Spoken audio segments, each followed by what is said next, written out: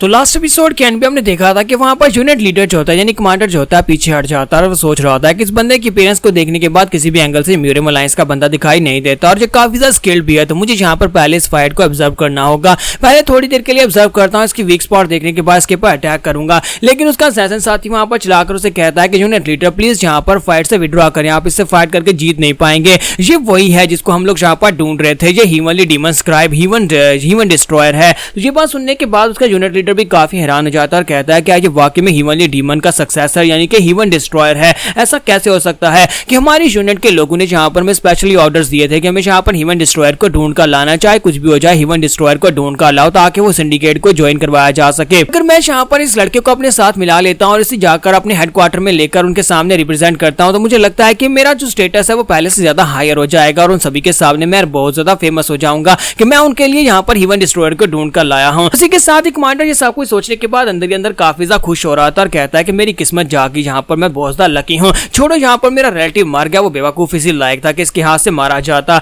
और साथ ही वहां पर उसे कहता है कि सर प्लीज यहाँ पर मैं अपनी फाइट से विड्रॉ करता हूँ। और इसी के साथ ही उसके बारे में, क्योंकि यहाँ पर बहुत ज्यादा फेमस है कि उसने ऑर्थोडॉक्स म्यूजियम के तकरीबन 500 लोगों की जान ले ली थी। जब वहां पर पहली बार हमारा जू इस म्यूजियम वर्ल्ड के अंदर आया था, उस वक्त उसने आकर वहां पर 500 लोगों की जान ली थी जो कि म्यूजियम अलायंस से थे और वहां पर मास्टर गनपियो को भी उसने बचाया था। इसी वजह से सिंडिकेट के लोगों को लगता है कि अगर उसने राइटियस लोगों की जान ली है तो वो यहाँ पर डिमोनिक पाथ का यंग मास्टर बन सकता है। वो डिमोनिक पाथ को ज्वाइन कर ले तो फिर उनकी पावर्स पहले से बहुत ज्यादा बढ़ जाएंगे। अगर अकेला यहाँ पर 500 को मार सकता है तो वो यहाँ पर 1000 को भी मार सकता है। तो इसी के साथ ही कमांडर आगे बढ़ता है और उसे कहता है कि ये मेरा चांस है। और वो उसे कहता है कि क्या तुम वाकई में यहाँ पर हीवन डिस्ट्रॉयर हो? तुम्हारा जू से कहता है कि ये क्या अचानक से तुम यहाँ पर ओबीडियंटली क्यों बात करना शुरू कर दे? लगता है कि मेरा नाम सुनकर तुम्हें यहाँ पर कुछ झटका लगा है। तो मैट डीमन से कहता है कि माय लॉर्ड, मैंने आपसे कहा था ना कि आपके चेहरे की अपीयरेंस और आपके नाम से काफी ज्यादा फर्क पड़ेगा, आपका फेस। तो उसे कहता है हाँ मुझे समझ आया, मैं यहाँ पर हीवन डिस्ट्रॉयर हूँ और हीवन डिस्ट्रॉयर होने का मतलब यह है कि मैं यहाँ पर डिमोनिक पाथ का यंग मास्टर हूँ। उसके बाद वो कमांडर उसे कहता है कि मैं यहाँ पर आपको फॉर्मली अपना इंट्रोडक्शन देता हूँ और साथ ही उसके सामने वहां पर बैठकर उसे अपने बारे में बताता है कि उसका नाम हा जिनचोंग है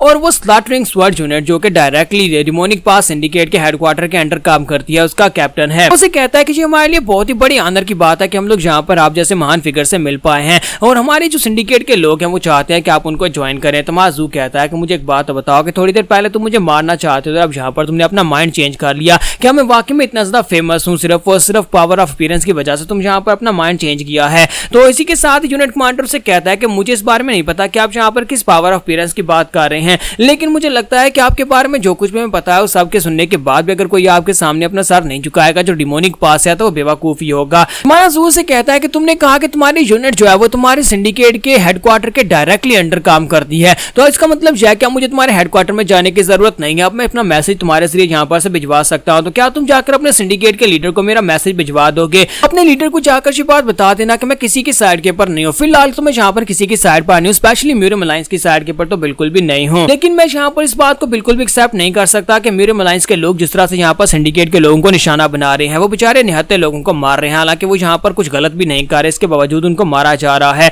और मुझे लगता है कि मुझे यहाँ पर इस सबको रोकना चाहिए। अब जबकि हमारा दुश्मन एक है, मैं भी यहाँ पर हीवनली अलायंस के लीडर और साथ में उनके लोगों को रोकना चाहता हूँ। तुम लोग भी यहाँ पर उनसे बचना चाहते हो तो क्यों ना हम लोग यहाँ पर आपस में हाथ मिला लें। तो जाओ जाकर उनको इस बारे में बता देना कि मैं उनसे मिलना चाहता और उनसे यहाँ पर इस बारे में बात करना चाहता हूँ। अपने लीडर से कहना कि वो मुझसे मिलने के लिए आए। तो इसी के साथ कमांडर से कहता है तो क्या आपके जहन में कोई ऐसी लोकेशन है जहाँ पर आप दोनों मिल सकते हैं? तो वो उसे कहता है कि हाँ मेरे पास यहाँ पर एक बहुत ही अच्छी लोकेशन है। 10 दिन के बाद मैं चाहता हूँ कि अपने मास्टर से कहना कि वो न्यूट्रलिटी पवेलियन में आ जाए जो कि काइफेंग में है। तो ये बात सुनते ही वो बहुत ज्यादा हैरान हो जाता है और कहता है क्या आप यहाँ पर काइफेंग में हमारे सेक्टर लीडर को बुलाना चाहते हैं? हमारे सिंडिकेट के सेक्टर लीडर को आप काइफेंग में बुलाना चाहते हैं जहाँ पर नॉर्दर्न ब्लेड एसोसिएशन के लोगों का हेडक्वार्टर है। आप उसे नॉर्दर्न ब्लेड एसोसिएशन के हेडक्वार्टर में बुला रहे हैं जो बहुत ज्यादा डेंजरस हो सकता है। तुम्हारा जू से कहता है कि मैं खुद भी तो वहां पर जाने वाला हूं और मुझे भी म्यूरियम अलायंस के लोग मेरा पीछा कर रहे हैं, यानी कि मैं भी भगोड़ा हूं। अगर मैं वहां पर जा सकता हूं तो तुम्हारा लीडर भी वहां पर आ सकता है। मुझ पर भरोसा करो और वहां पर उसे कहना कि मुझसे मिलने के लिए आए। 10 दिन के बाद हमारी मीटिंग वहीं पर होगी। तो कमांडर उसे कहता है कि अगर ऐसी बात है तो मैं जाकर उनको बता दूंगा, लेकिन अगर कुछ गलत हो गया,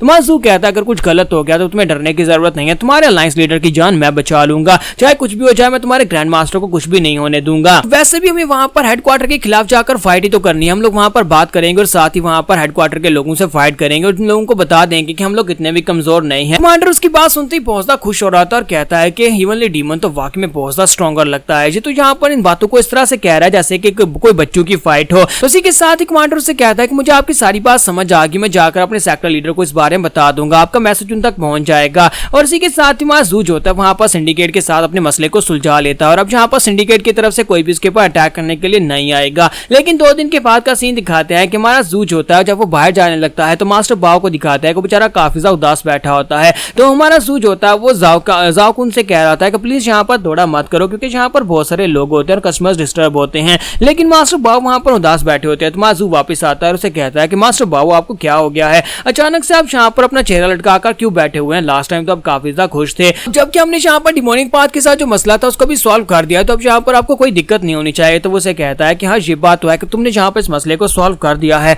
लेकिन क्या तुम यहाँ पर किसी कस्टमर को देख पा रहे हो? यहाँ पर कोई भी कस्टमर नहीं है क्योंकि किसी भी कस्टमर को अंदर आने नहीं दिया जा रहा। हमारी सेल्स बहुत ज्यादा डाउन हो चुकी है, कोई भी हमारी शॉप के अंदर आता ही नहीं है क्योंकि इस वक्त बाहर म्यूरम अलायंस के काफी सारे सोल्जर्स हैं जो कि बाहर से आने वाले कस्टमर्स को रोक रोक कर उनको इन्वेस्टिगेट करते हैं। अब जबकि उन्हें बार बार इन्वेस्टिगेट किया जाएगा तो उन्हें यहाँ पर आना ही छोड़ दिया, वो लोग यहाँ पर नहीं आना चाहते, इसी वजह से अब कोई भी यहाँ पर पवेलियन के अंदर खाना खाने के लिए भी नहीं आता। तो माजू कहता है क्या यहाँ पर बाहर असैसिन नहीं म्यूरम अलायंस के लोग हैं, लेकिन वो यहाँ पर क्या कर रहे हैं, उन लोगों को यहाँ पर किसने तो भेजा होगा। ये बात सुनते ही हमारा जू काफी सा गुस्सा हो जाता है, कहता है कि सर बाओ आपको बिल्कुल परेशान होने की जरूरत नहीं है, मैं अभी जाता हूँ जाकर इस मसले को जड़ से खत्म करके आता हूँ, लेकिन मुझे जाना कहाँ पर होगा। तो मास्टर बाओ से कहते हैं कि हाँ यही तो बात है कि तुम्हें पता नहीं है कि तुम्हें कहाँ पर जाना है। तो वो से कहता है कि तुम्हें जाना होगा म्यूरम अलायंस के दफ्तर में जो यहाँ पर बना है। तो माजू कहता है तो फिर मैं अभी वहां पर जाता हूँ। जू वहां पर से गोल्डन फ्रॉग बैंक के ओनर को अपने साथ लेता है और उसे अपने साथ लेकर वहां पर से आगे की तरफ बढ़ता है ताकि वो नियरली जो भी यहाँ पर म्यूरम अलायंस की ब्रांच है उसके लीडर से जाकर इस बारे में बात कर सके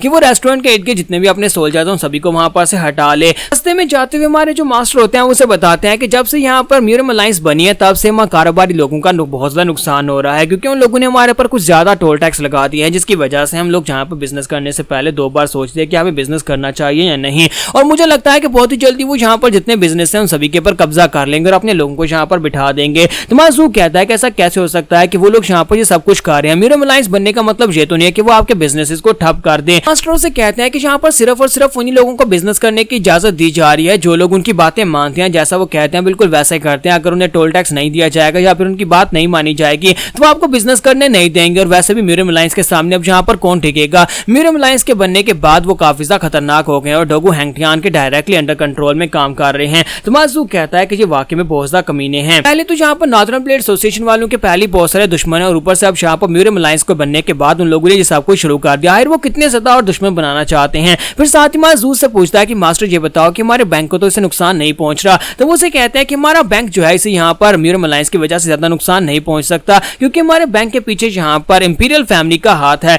और इसके साथ साथ यहाँ पर ट्विन नोज भी तो यहाँ पर इस सब में शामिल है और साथ ही कुछ गवर्नमेंट ऑफिशियल्स हैं वो भी यहाँ पर इस बिजनेस में हमारा साथ देते हैं, जिसकी वजह से हमारे बिजनेस को ज्यादा नुकसान नहीं पहुंच रहा। जल्दी हमारा जू जो है म्यूरम अलायंस के उस ऑफिस में पहुंचने वाला है जहाँ पर जाकर वो उनके लीडर से बात करेगा। तो क्या उनका लीडर इतनी आसानी से इसकी बात मानकर अपने सोल्जर्स को वहां पर से वापस बुला लेगा? ये हम लोग नेक्स्ट एपिसोड में देख पाएंगे।